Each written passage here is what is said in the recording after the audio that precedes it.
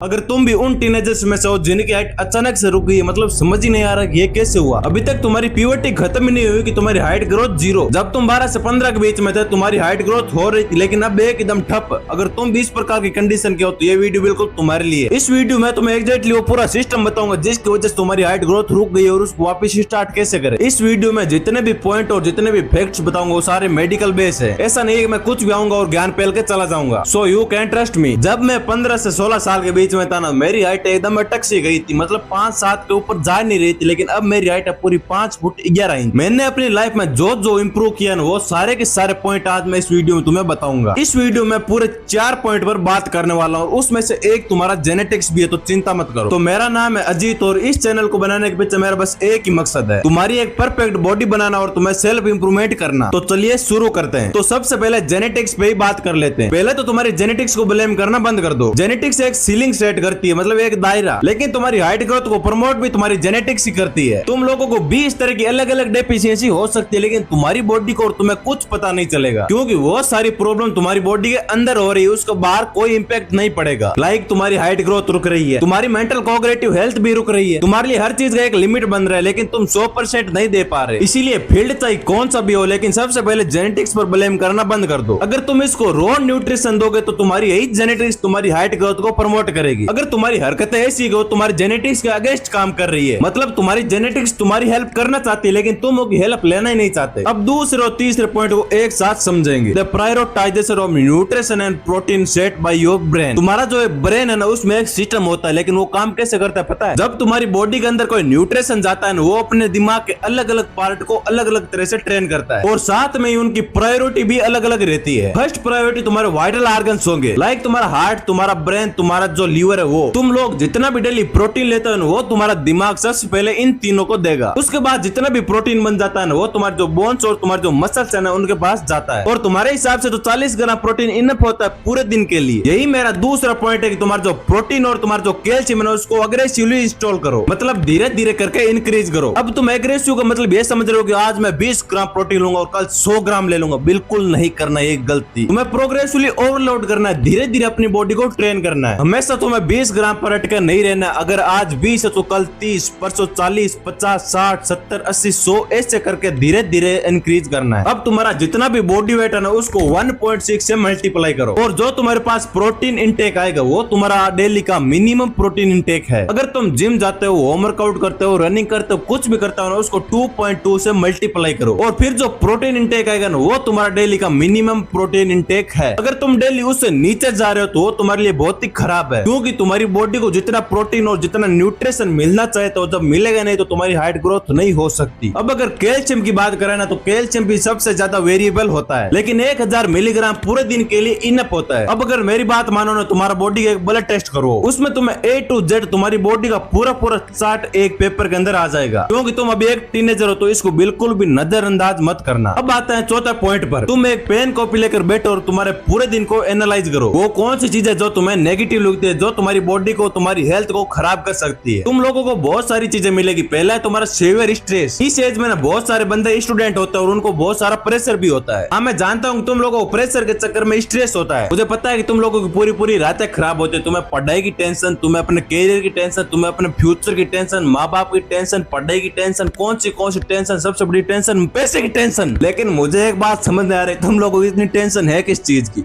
मुझे तो नहीं है, क्योंकि तुम्हारी जो टेंशन है ना, वो तुम्हारा टेस्टोस्टेरोन के साथ साथ तुम्हारी एज को भी पूरा इफेक्ट करता है। इसीलिए बहुत सारे ऐसे बंदे हैं जो 20 की एज में 40 जैसा दिखते हैं। लेकिन बात यहीं पर खत्म नहीं होती है, ये तुम्हारा ह्यूमन ग्रोथ हार्मोन और IGF-1 को भी पूरा इफेक्ट करता है। ये तीनों हार्मोन तुम्हारी बॉडी के लिए एक्सट्रीमली क्रूशियल है। मैं तो कहता हूँ तुम्हारी जो ग्रोथ है और तुम्हारी जो हाइट है ना, उससे डायरेक्ट कनेक्टेड है। इसलिए तुम्हारी जो सीवियर स्ट्रेस, मतलब तुम्हारी जो टेंशन है, उसको एक बार यार कम कर ले। अब मेन पॉइंट है स्लीप डेफिशिएंसी। आज के टाइम पे ना यार, तुम मानो या फिर ना मानो, sleep is your super power. तुम लोगों को कोई आइडिया नहीं है कि तुम्हारी जो नींद है ना, वो तुम्हारे लिए क्या क्या कर सकती है। लेकिन जो इंडिया में टीचर है ना, साले इतने गधे हैं, सारे नहीं कुछ। उनके हिसाब से नींद लेना आज के टाइम पे एक क्राइम है। पहले तो आप एक वीडियो देखो।